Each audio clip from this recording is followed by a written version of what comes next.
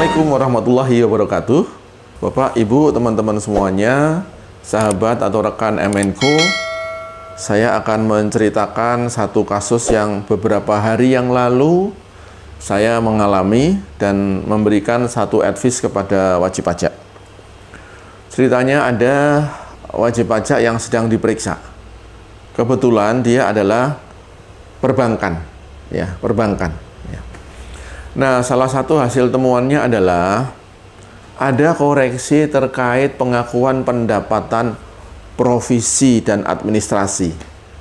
Provisi dan administrasi itu adalah potongan dari pinjaman yang diberikan kepada debitur atau nasabah peminjam dan dipotong di awal. Dipotong di awal. Katakanlah misalnya pinjamannya 100 juta, provisinya 3% misalnya. Maka si nasabah akan mendapatkan Rp97 saja.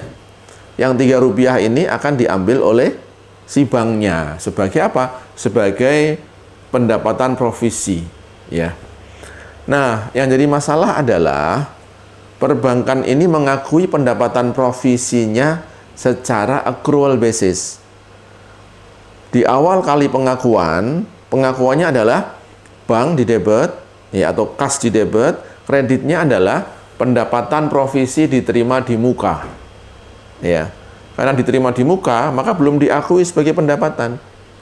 Pengakuan pendapatan dilakukan ketika akhir tahun, ya, adjustment.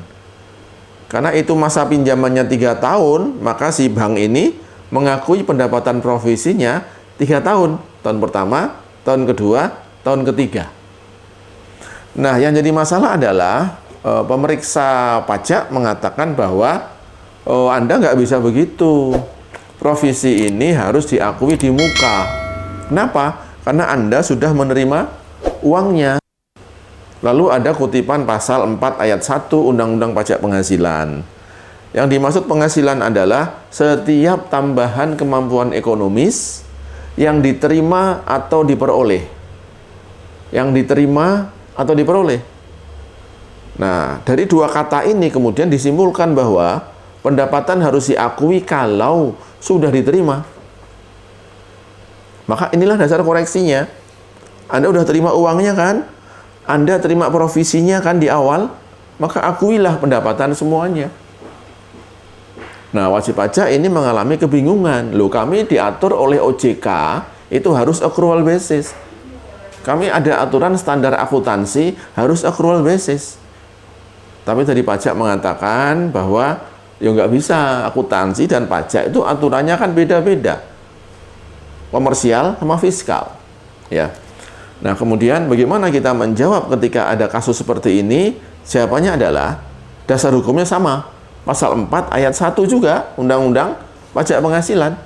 Penghasilan adalah setiap tambahan kemampuan ekonomis yang diterima atau diperoleh. Dari kalimat ini sebetulnya kita sudah bisa menyimpulkan bahwa pengakuan pendapatan itu diterima atau diperoleh. Kata-kata diterima dan diperoleh ini konotasinya adalah pada pengakuan pendapatan akuntansi kita. Di akuntansi ada dua metode pengakuan pendapatan. Bisa accrual basis, bisa cash basis.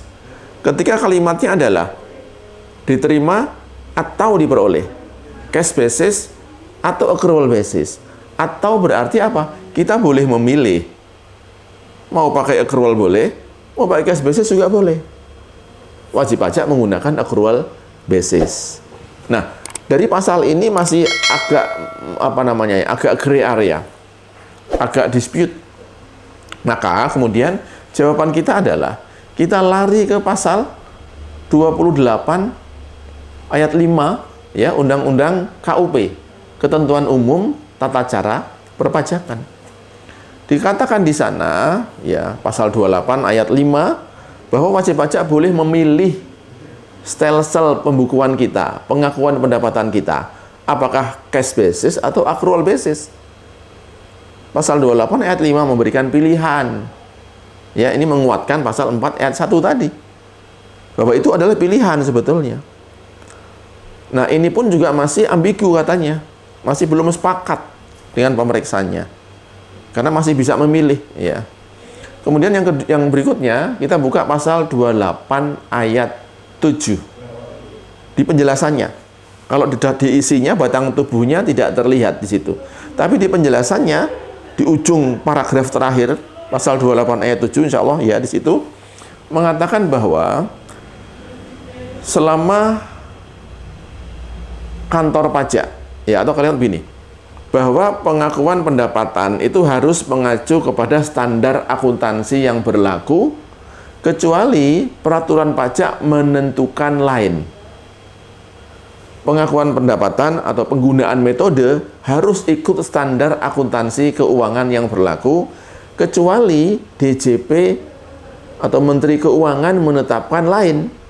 Nah, pertanyaannya adalah, apakah untuk provisi itu, apakah ada peraturan Menteri Keuangannya, metodenya khusus untuk provisi?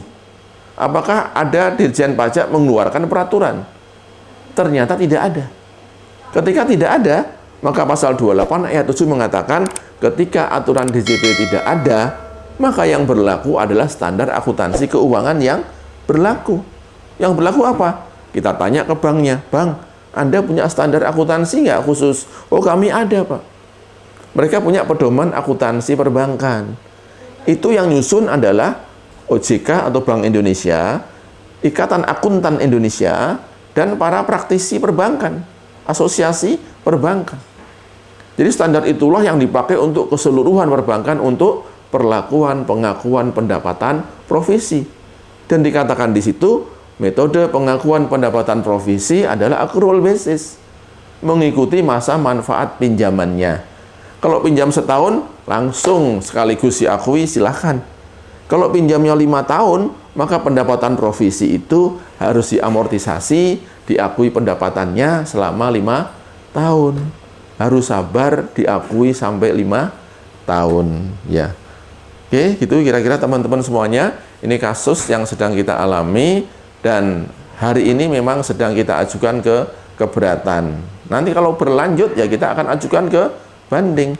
Dalil kita kuat, penafsiran kita kuat, ya. Standar akuntansi pun juga mengatur di situ. Contoh misalnya nih, DJP membuat metode pengakuan pendapatan khusus, itu ada untuk perbankan, yaitu khusus untuk pendapatan bunga. Itu ada pengaturannya, ya, ada peraturan Dirjen Pajaknya. Isinya apa? Isinya adalah pengakuan pendapatan untuk bunga kredit khusus untuk yang NPL, non-performing loan, itu diakuinya harus cash basis.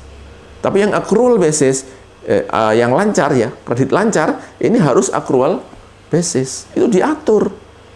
Sama dengan standar akuntansi juga punya aturan khusus. Jadi ketika aturan pajak mengatur, maka akuntansinya pun juga ikut mengalah di situ. Ya, teman-teman, itu kira-kira masalah yang kemarin kita hadapi. Dan kalau nanti Anda semuanya ada punya masalah, silahkan share atau komen di bawah video kita. Insya Allah kita akan kupas mencari solusinya. Assalamualaikum warahmatullahi wabarakatuh.